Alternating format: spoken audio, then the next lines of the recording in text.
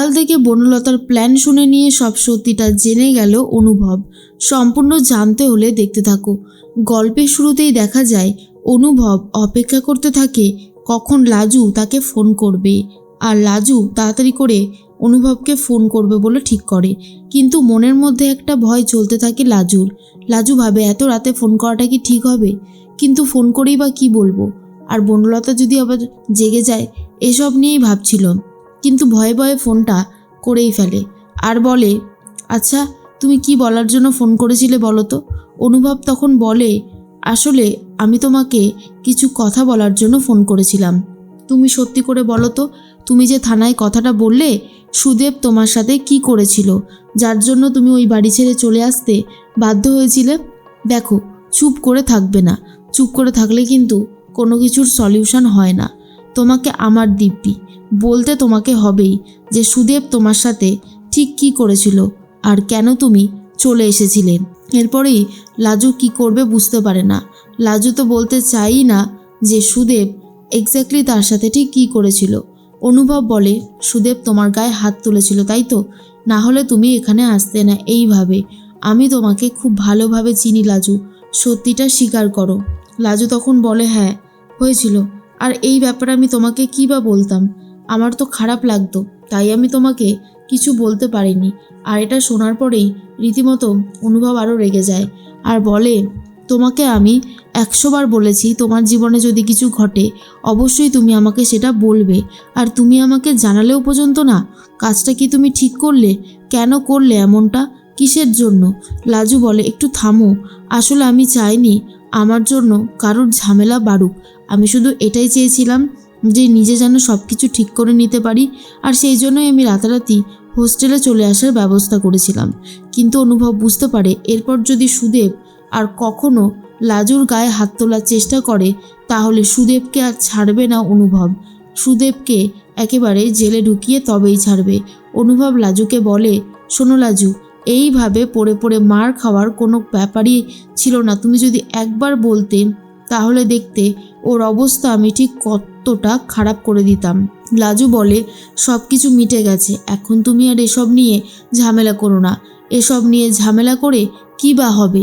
অনুভব বলে, হবে হবে, অনেক কিছুই হবে। একটা কথা কান খুলে শুনে রাখো, যদি তোমার গায়ে কেউ হাত তোলার চেষ্টা করে আমি তাকে ছেড়ে কথা বলবো না। কারণটা নিশ্চয়ই তুমি জানো। রাজু বুঝতে পারে অনুভব তাকে ঠিক কতটা কেয়ার করে, যত্ন করে, তাকে আগলে রাখতে চায়। এর মাঝখানেই সুদেবের সাথে বনলতার কথা হতে থাকে। বনলতা সুদেবকে বলে, সুদেব তুমি এর পরে কি করবে বলে ভেবেছো আমাকে একটু বলবে প্লিজ? সুদেব বলে, আমি আর কি করব, আমি আর কিচ্ছু করতে পারবো না, অনেক হয়ে গেছে। আমি বুঝতে পেরে গেছি লাজু আমার জন্য নয়। তো যেই মেয়েটা আমার সাথে থাকতেই চায় না, কেন শুধু শুধু আমি তাকে জোর করে রাখবো আমার কাছে? এই করে করে আমার জীবনের শান্তি একেবারে বিঘ্ন হচ্ছে। না না, আমি আর এটা কিছুতেই বরদাস্ত করতে পারবো না। লাজুর যা ইচ্ছা ও করুক, ওর যদি এখানে ইচ্ছা হয় ফিরবে, আর না হলে ফিরবে না, কিন্তু আমি কোনোভাবেই আর ওর কাছে যাব না। এরপর বনলতা ভাবে, সত্যি সত্যি যদি সুদেব এমনটা করে তাহলে তো আমারও কপালে অশেষ দুঃখ। অনুভবও লাজুকে ভুলতে পারবে না, অনুভব আর লাজু একসাথে থাকবে, আমার কি হবে? এই কথা ভেবেই বনলতা সুদেবকে বলে, তোমার বউ অন্য কারোর কাছে থাকবে, ফুর্তি করবে তারা, আর তোমার এটা ভালো লাগবে সুদেব? সুদেব বলে, কি করব আমি, আমার কি কিছু করার আছে? এরপর বনলতা বলে, আছে, আমি তোমাকে একটা প্ল্যান বলে দিচ্ছি, আর সেটা যদি তুমি কাজ করতে পারো তাহলে কিন্তু তোমার কপাল খুলে যাবে। সুদেব এই কথাটা শোনার পর বলে, সত্যি, কি এমন প্ল্যান? এরপর বনলতা সুদেবকে সমস্ত প্ল্যান বলে দেয় আর বলে, পারবে তো কাজটা করতে? সুদেব বলে, কি বলছো গো টিচার দিদি, আমার তো খুব ভয় লাগছে। বনলতা বলে, ভয় পেও না, যেমন যেমন বলেছি তোমাকে ঠিক তেমন তেমনই করতে হবে। আর সুদেবও রাজি হয়ে যায়।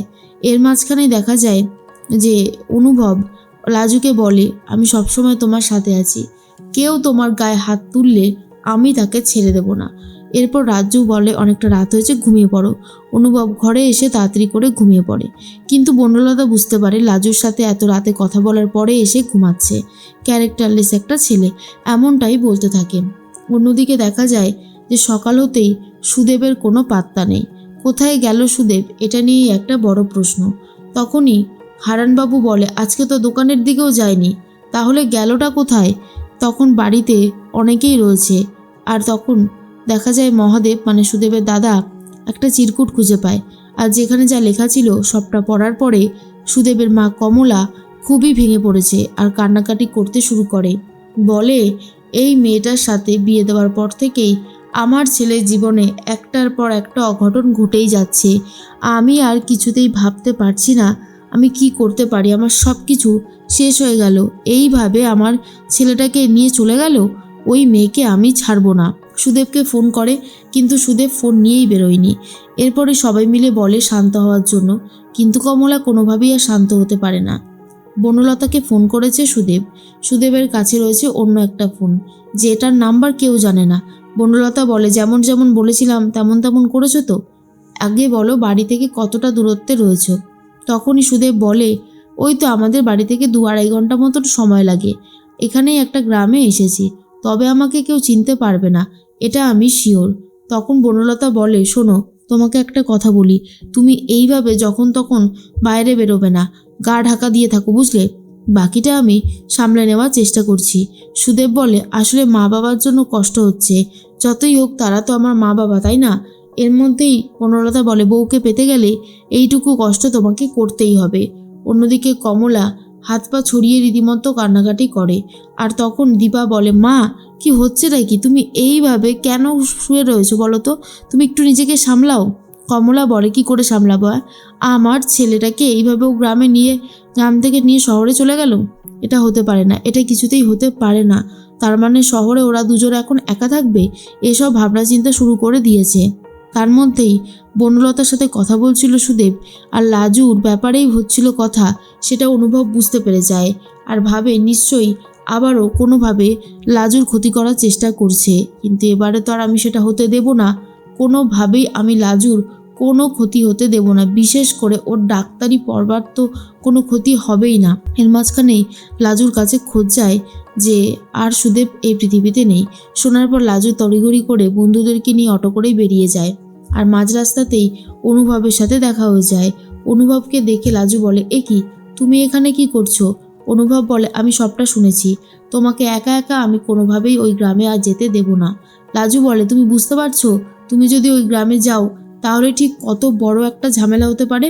অনুভব বলে, যা হবে হোক, তাতে আমার কিছু যায় আসে না, কিন্তু আমি তোমাকে একা ছাড়বো না। ওই সুদেব কি না কি করে প্ল্যান বসে আছে, ওকে আমি ভালোভাবে চিনি। তোমাকে কিন্তু একা ছাড়া যাবে না। এই বলেই লাজুকে নিয়ে রওনা দেয় অনুভব। আর অন্যদিকে সুদেব গা ঢাকা দিয়ে রয়েছে, যাতে লাজুর সাথে সমস্ত সম্পর্কের মিটমাট হয়ে যায়।